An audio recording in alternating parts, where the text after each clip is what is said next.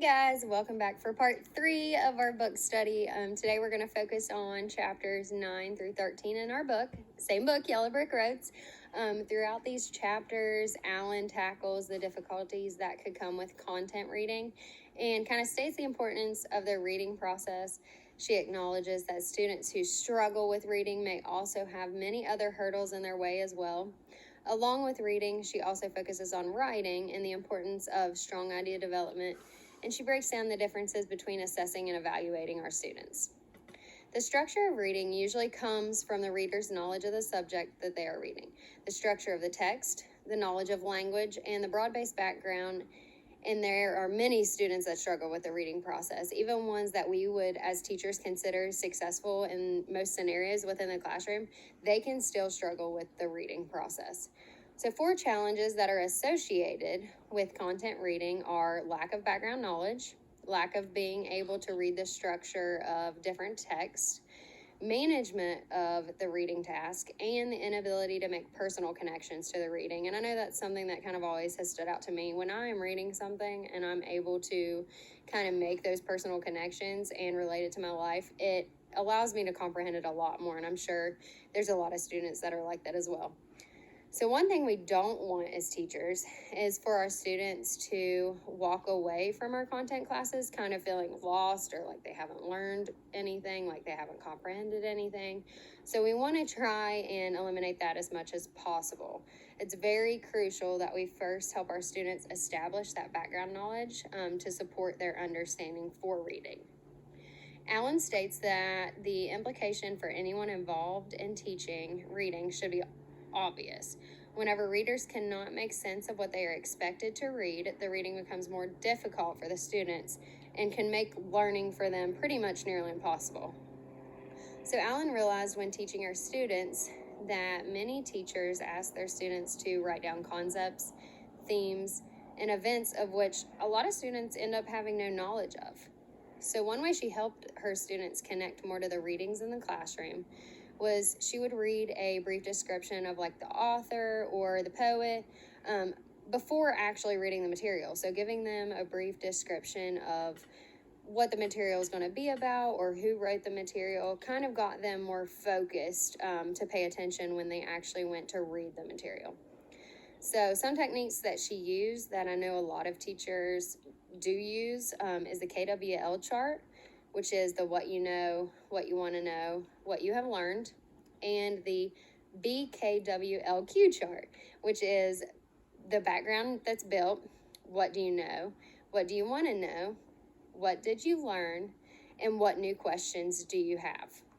I haven't really seen this one that much, so I really liked it. I like the cue to it, just asking the students what new questions they have after reading, a particular book or article or anything like that.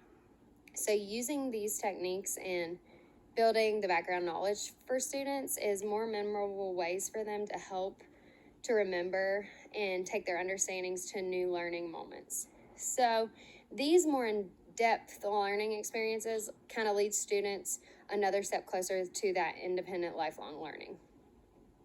When it comes to struggling students and students who have seemed to kind of fall through the cracks, we need to support them just like we would any other student.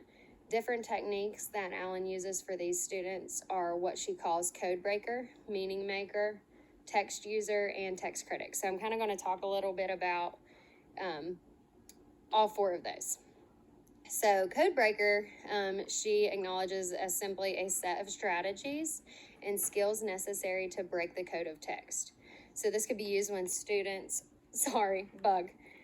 when students lack the basic understanding of a text. So it's important that we kind of get them to visualize and predict characteristics of the text. She does this by using student journals where they would kind of document different things that they have learned or established in the classroom. These journals could be broken up into sections, and this is how she would do hers. She'd break them up and she would label them with the following headings. One heading would be things we do together in class, things I'm learning how to do, things I know how to do, language collection, so they can kind of write down new like words that they've heard or new words that the teachers heard within the reading, and then spelling. And this helped with the students who struggled with academic organization also, just being able to kind of have those different labeled sections and place things where whatever category they would go in. So other techniques that she used under Codebreaker for her struggling students were simply like fill in the blank, understanding local language, where she would actually show the students how the authors used the creative language. So kind of give them examples of how the authors used that. And then she would just do like word riddles, where she had a few examples in her book, and it was pretty neat. I encourage each of you, if you do have this book or know somebody that does, kind of look through those examples under Codebreaker, because she had some really neat ones. For many students, it's very difficult for them as developing readers to learn the importance of asking text questions while reading the literature. Their studying doesn't really prompt them to question. So Meaning Maker is when we simply give the students more meaningful text in order to kind of support their independent meaning-making strategies, as she called it. In order to make students look beneath the surface of text and make information more visible, many students do well using graphic organizers. So some organizational structure such as this will help students negotiate that difficult territory from concrete to abstract thinking, and they'll be able to kind of organize and answer questions on the graphic organizer to help them with learning. Third would be text users, and text users come to text not having read enough to build a background of world knowledge, language, word families, characteristics, kind of genres, strategies for making sense of the text. And they often really don't have the confidence or the fluency to kind of continue with independent reading of these texts. So these students need time built into every day where reading is made interesting, easily accessible, and that we as teachers support it. So in order for students to enter into an independent text using role, they need the initial experiences with text, which in return will go back to the foundation of like read aloud, shared reading, guided reading, which will ultimately help lead them to their independent reading if presented as important and kind of supported by us as teachers. So fourth is the text critic. And the text critic are kind of students who actually have been exposed to a variety of different texts at a very early age. So these students come to you and they have been in contact with a million different kinds of text. So these students need the same support of those that fall under Codebreaker, Meaning Maker, or text user. One way Allen provides support to these students is through the use of kind of comparing and contrasting multiple texts, but making sure that they have a common subject. When discussing reading, we also can't leave out the importance of writing. Just like reading strategies for writing are shared and guided writing with students and independent writing by students. So shared writing puts the teacher in the same role as shared reading. We as teachers must make sure that we have a variety of texts to help lead the students with their writing, help students with ideas so that they can put their words into writing, and help them see how they could use text models to help with their future independent writing. So writers who do not learn to choose topics wisely could lose out on the strong link between their words and their writing due to the lack of interest.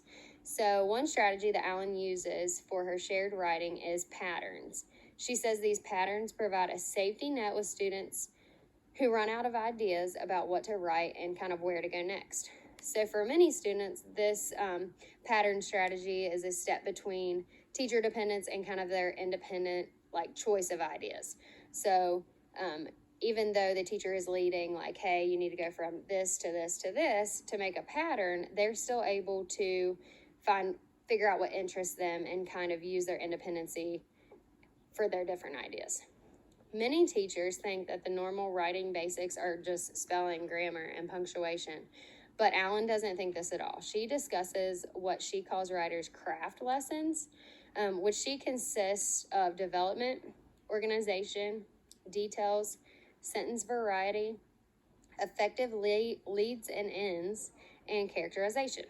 So we can help our students with punctuation areas, but more than likely, they're just going to make them again. We can help them with using more effective words, but are those our words or are they theirs? A lot of times those are our words and not theirs. So it doesn't really help them a ton. And Alan didn't think that this was really the most effective in guided writing as far as helping them with punctuation, grammar, and spelling.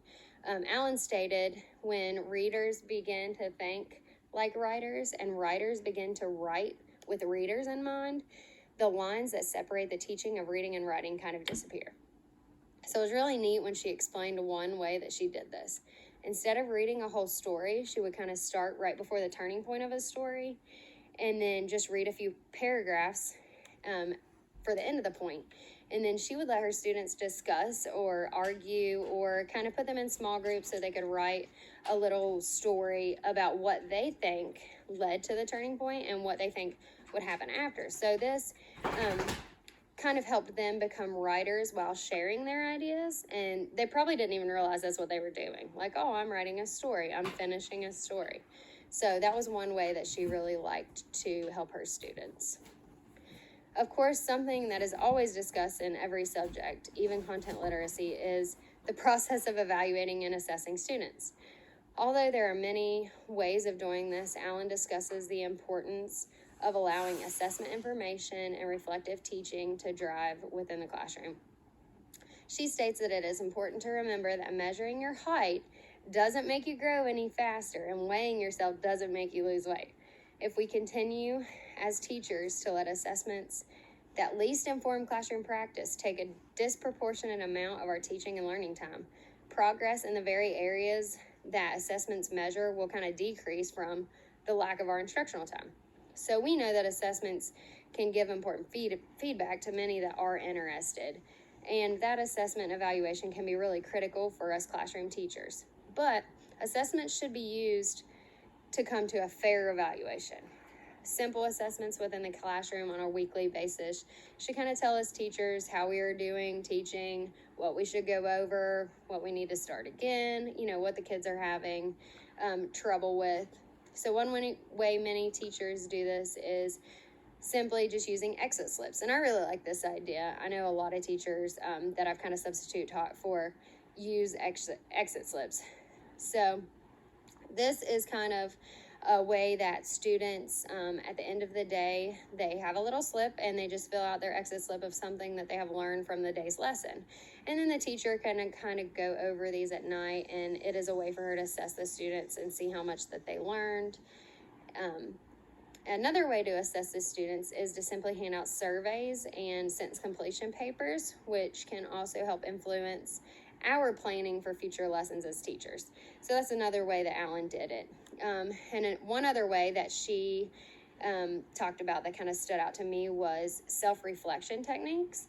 So this falls within the evaluation process and kind of gives the students the ability to reflect on their own learning experiences. So that way they realize what they know, how they learned, and what they should do next to kind of refine and extend their learning. So assessing, evaluating, and starting over are critical steps for students and for teachers, even though assessing and evaluating is probably one of the most confusing parts of education for students, and I know it's one of the most stressful for them. Not only is it important to know your students as learners, but it's important to help your students get to know themselves as learners, and different forms of assessing and evaluating is a really good way to do so. So in wrapping up her book, Alan elaborates again on the importance of creating your own practice programs as teachers and creating your own strategies that will work best for you and for your certain students. So always remember to kind of continue with professional development in the classroom and to always try and learn from your students, not just let them learn from you. So we need to teach with our brain, take heart, find courage, and always have confidence in our teaching abilities. Help your students the best you are able to throughout your times as a teacher. Of course, this world isn't easy, but it's more difficult if you go into this world and aren't able to read or write. So guys, that is the end of my book study on Yellow Brick Roads. I hope you have enjoyed it and possibly learned from the different ideas and techniques of Alan. So thank you guys so much for tuning in.